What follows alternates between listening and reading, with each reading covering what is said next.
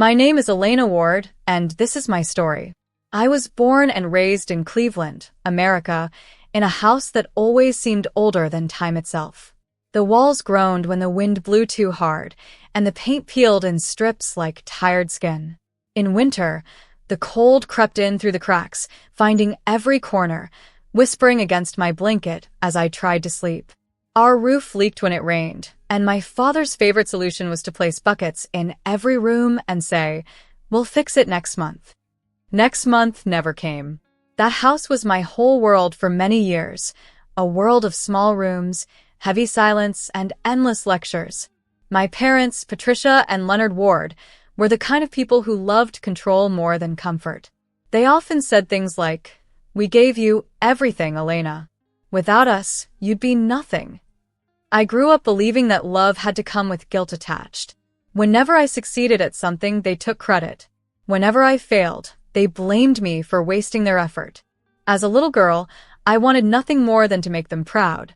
I washed dishes until my fingers ached, helped my mother with her endless list of chores, and stayed quiet whenever my father grew angry over bills or broken things. But even as a child, I could feel that our house was not just old, it was stuck. The air itself felt heavy, as though dreams couldn't breathe inside it. When I turned 16, I began working part-time at a local diner near downtown Cleveland. It wasn't much, just a few hours after school, refilling coffee and cleaning tables, but it gave me my first taste of something my parents didn't control: money. My first paycheck was $83, and I remember holding that small envelope like it was made of gold. My parents thought it was a waste of time. My mother said, "You don't need to work. Focus on finding a good husband. That's how life works."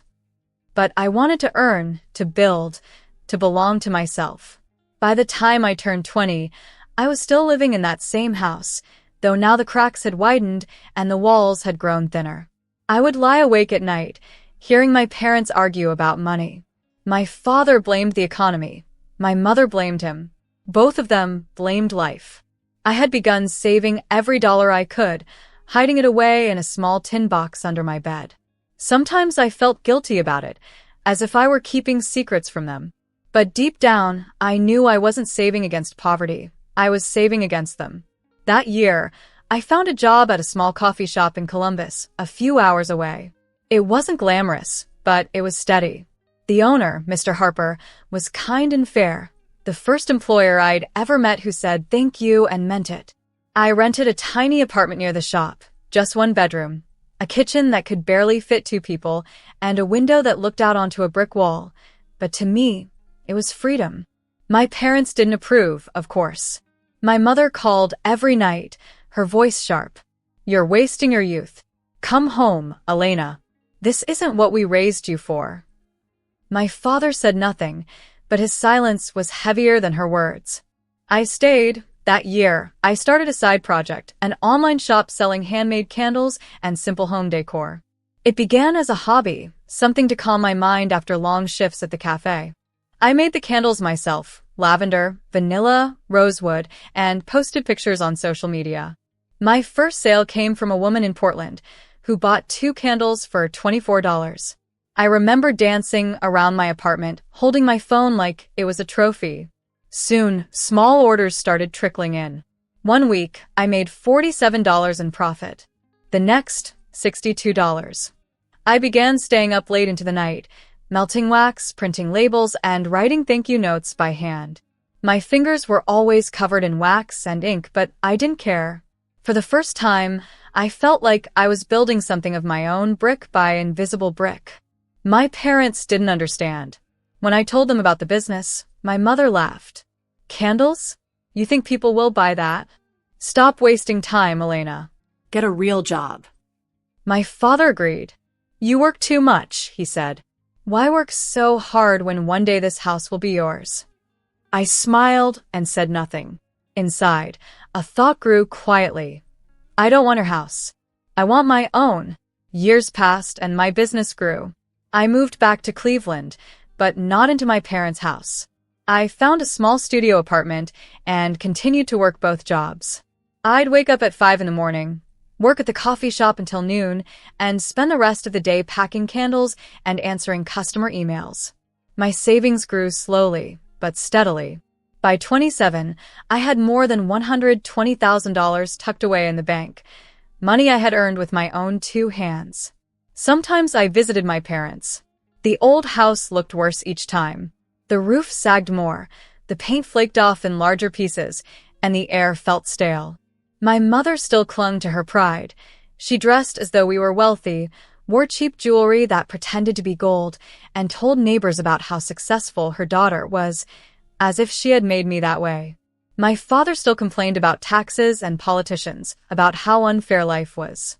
And every time I visited, they reminded me, one day, all this will be yours. But every visit reminded me of something else. I didn't want their world. I wanted my own foundation, one I could trust not to collapse beneath me.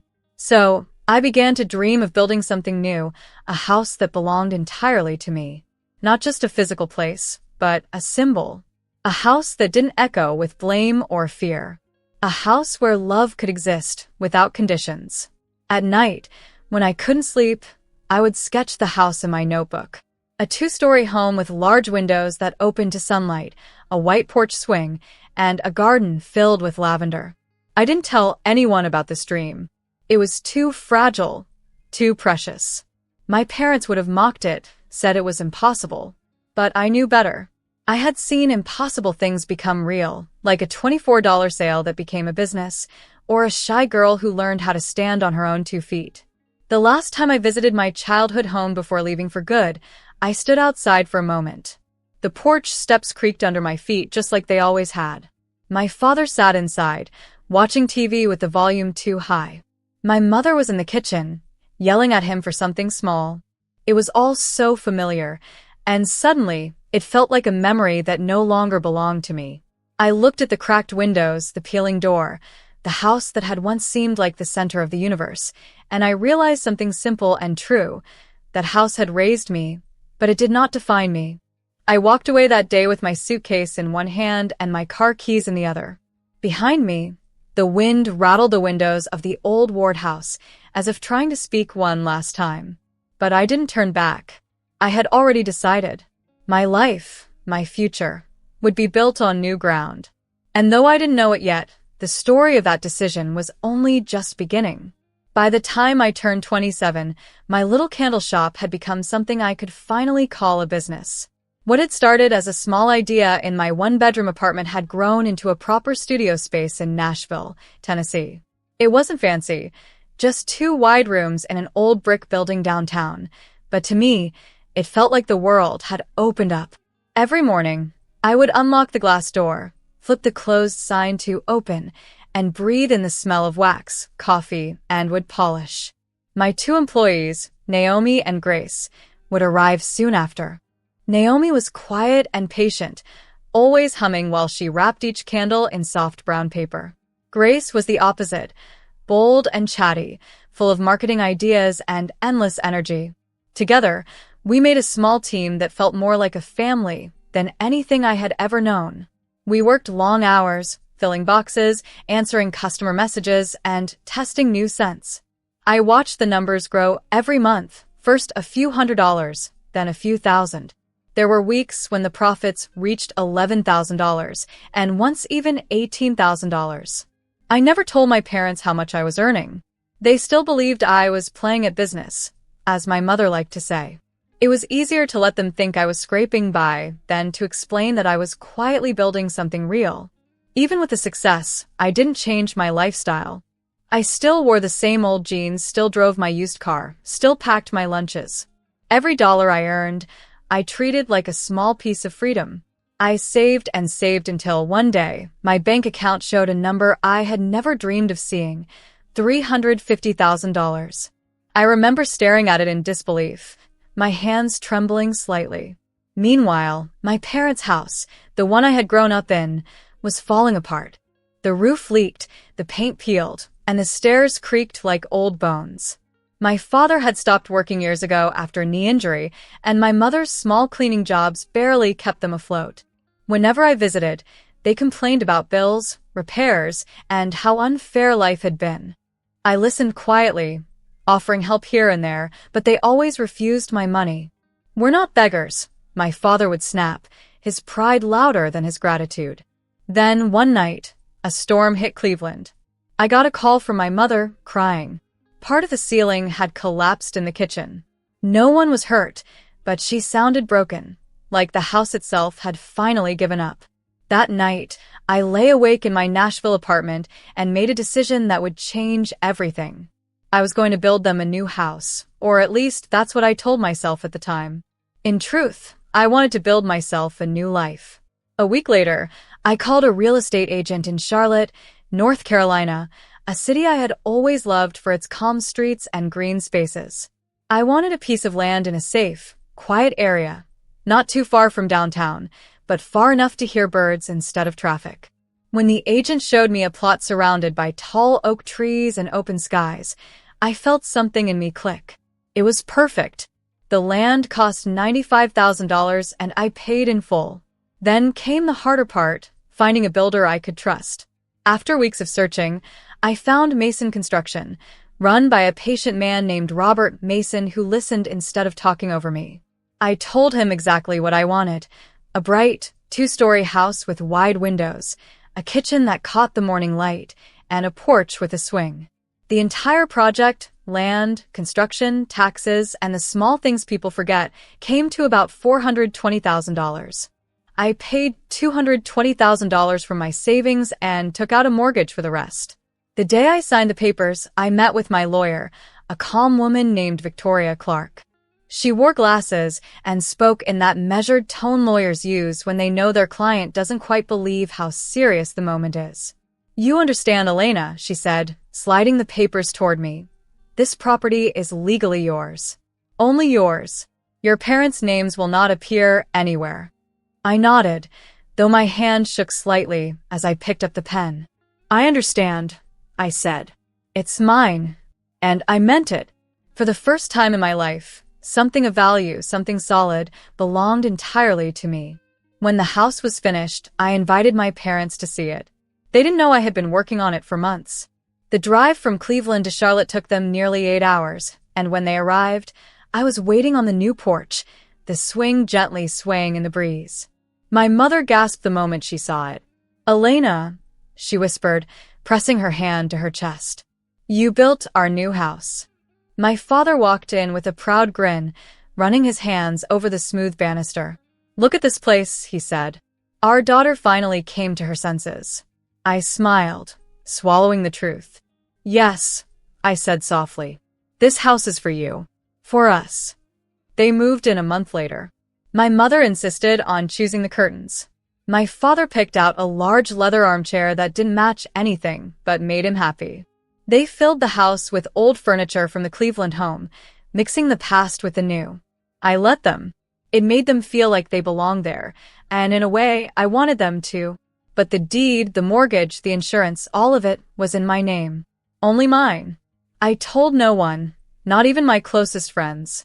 In those first few months, everything seemed perfect.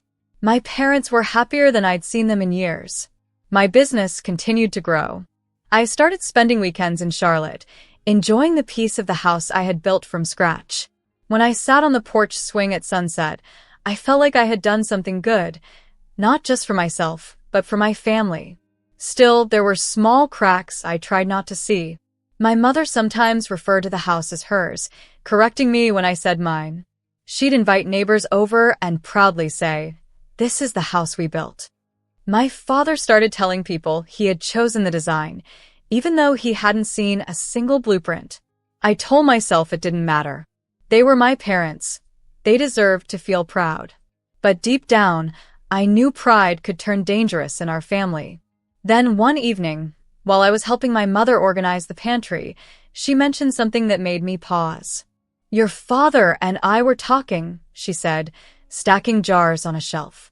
"When we're gone, you'll inherit everything here. You won't have to worry about money." I looked at her, confused.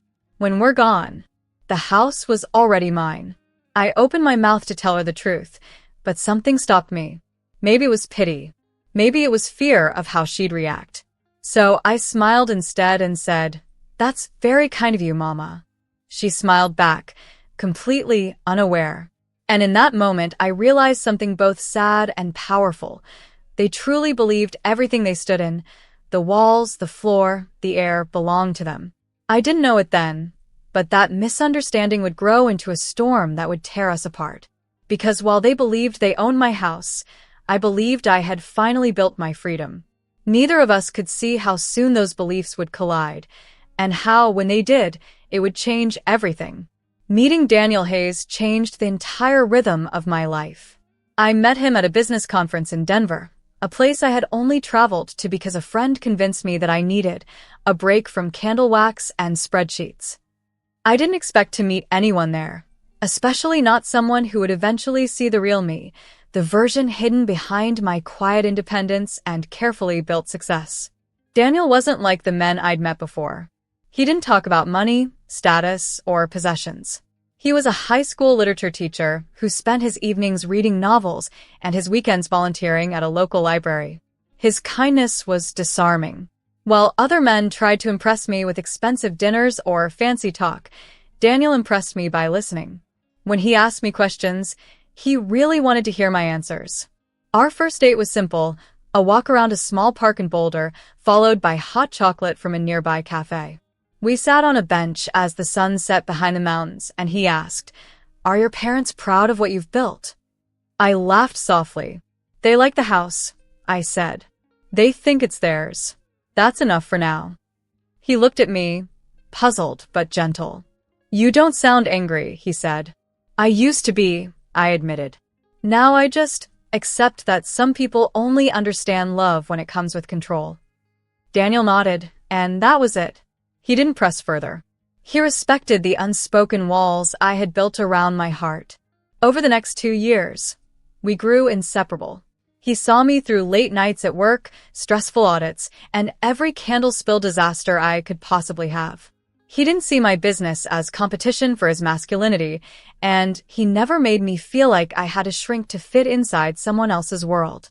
For once, I was with someone who didn't want to own me. He simply wanted to stand beside me. When he proposed, it wasn't with a grand gesture or an expensive diamond. He took me to the Nashville Botanical Gardens, where we had our first real conversation about our future, and he handed me a ring wrapped in a white handkerchief. The diamond was small, but the moment was perfect. We were married in Savannah, Georgia, in a small garden filled with fairy lights. My dress was simple, a white lace gown that brushed the ground. The guest list was short, a few close friends, Daniel's parents, and of course, my own. My parents sat in the front row like royalty, dressed in their finest clothes. My mother wept dramatically during the vows. My father smiled as though he were giving away a piece of property instead of a daughter. During the reception, my father gave a long speech about how we raised such a successful daughter, making it sound as if he had personally built my company brick by brick. I smiled through it, holding Daniel's hand under the table. I didn't want a scene. I told myself that after the wedding, after the celebration, things would settle. I had no idea that the real storm was still waiting. For our honeymoon, Daniel planned something modest but beautiful, a week in Miami, then a promise that one day, when we'd saved another $10,000, we'd travel to Europe together. I didn't care where we went. I just wanted to be with him. The first few days in Miami were peaceful. We walked along the beach, watched the sun sink into the ocean, and talked about everything and nothing. For the first time in years, I felt entirely free. No business calls, no family drama, no expectations pressing on my shoulders. Then, on the 4th night, my phone rang. The screen flashed my mother's name. At first, I ignored it, but when it rang again and again, I finally picked up. "Mom, what's wrong?" I asked. Her voice was sharp and cold. "Where are you now?" "Miami," I said slowly. "On my honeymoon. Is everything okay?" "Come to a video call with us," she demanded. "Turn on the camera. Your father and I need to speak with you. And with your husband." Something in her tone made my stomach twist. I told Daniel, and though he looked uneasy, he agreed to join me. We sat on the bed together, laptop between us, and joined the call. My parents appeared on the screen, sitting in my living room, my house, though they didn't know it. They looked serious, almost regal, as though they were about to conduct some formal family business. My father leaned forward. "Daniel," he began, his voice heavy with authority. "Now that you are married to our daughter, we want to make something clear." Daniel blinked, unsure. "Of course, sir," he said politely. My father continued, "We have given Elena everything. We raised her, provided for her, made her who she is. We are not asking for much. We want $300,000 from you, a gift to show respect to the family that raised your wife." For a moment, I couldn't breathe. Daniel looked at me, shocked. "Sir," he said quietly, "I don't have $300,000. I'm a teacher. I can't give you that kind of money." My mother leaned closer to the camera, her eyes hard. "Then divorce her," she said. "Divorce her and leave. Elena will come back to us. We'll evict her from all our property. She has nothing without us. She will live with us again. Divorce him and come with us. We have raised you." Her words sliced through me. For a second, I couldn't even respond. They weren't just trying to control me, they were trying to sell me. Daniel squeezed my hand under the blanket.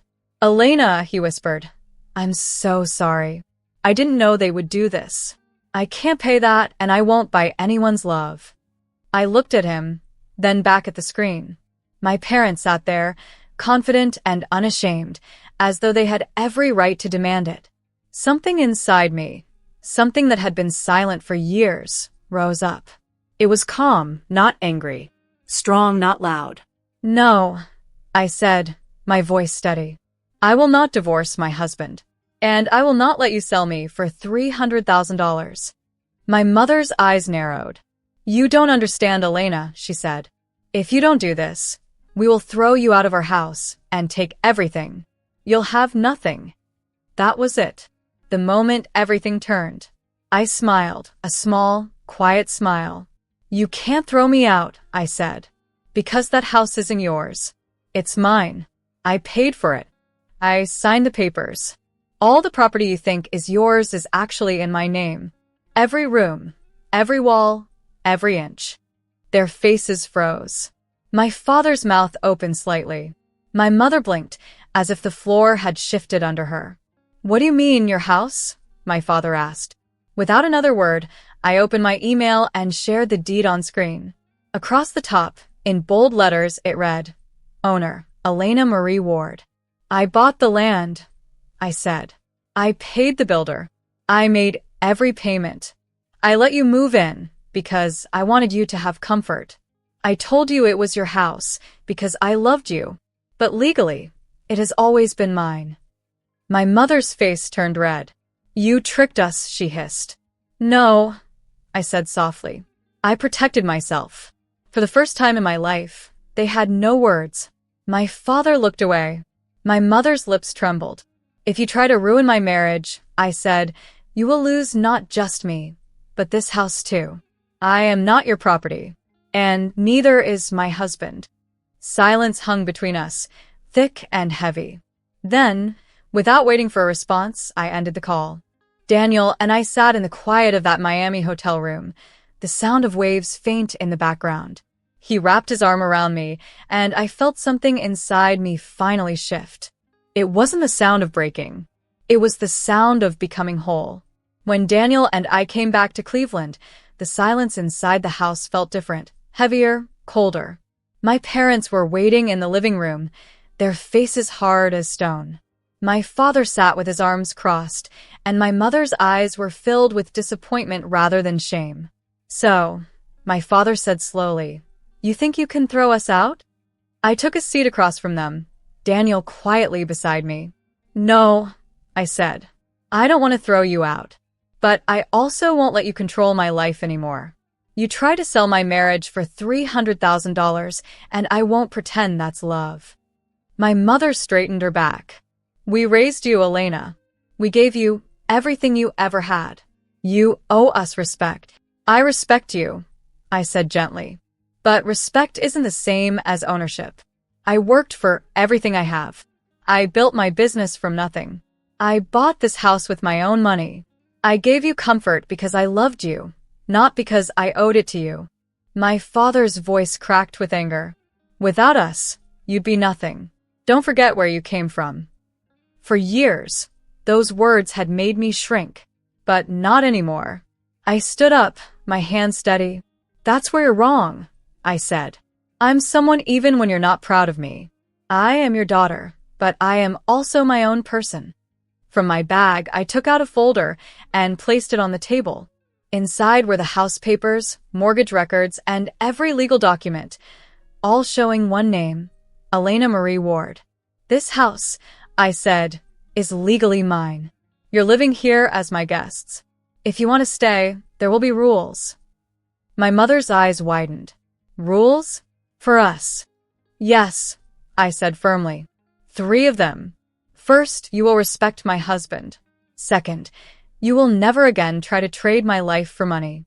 Third, you will stop saying I am nothing without you."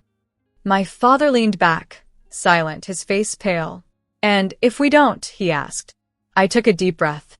"Then I'll give you $20,000 to find your own place. You'll have a new start, but not at the cost of my peace." For a moment, no one spoke. The air between us was thick with the weight of truth.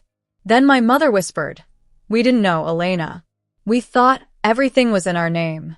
"You never asked," I said softly. "You just assumed you owned everything, including me." That night, we all slept under one roof for the last time. The next morning, the house felt emptier, as if it already knew what was coming. 3 weeks later, my parents moved out. They accepted the $20,000, found an apartment downtown, and left without saying much. My father didn't meet my eyes. My mother hugged me stiffly before stepping into the car. I watched them drive away, feeling a strange mix of sorrow and freedom. After they left, the house finally felt like mine. Daniel and I filled it with life. We painted the kitchen a warm cream color, planted roses in the backyard, and turned the spare bedroom into a small library. My business flourished. Within a year, our revenue crossed $900,000, but money no longer defined my happiness. Peace did. Sometimes, in the evenings, I sat on the porch swing watching the sun fade beyond the trees. The house glowed in the golden light, and I would think about what owning really meant. It wasn't just about deeds or dollars. It was about having the courage to stand up for yourself, to claim your voice when others tried to silence it. One spring afternoon, my mother came to visit. She stood on the doorstep, her expression softer. "This house is beautiful," she said. "You chose well." "Thank you," I replied. Tears welled in her eyes. "I'm sorry," she whispered. "We were afraid you'd forget us if you became independent. We thought control would keep you close." It was wrong. I reached for her hand.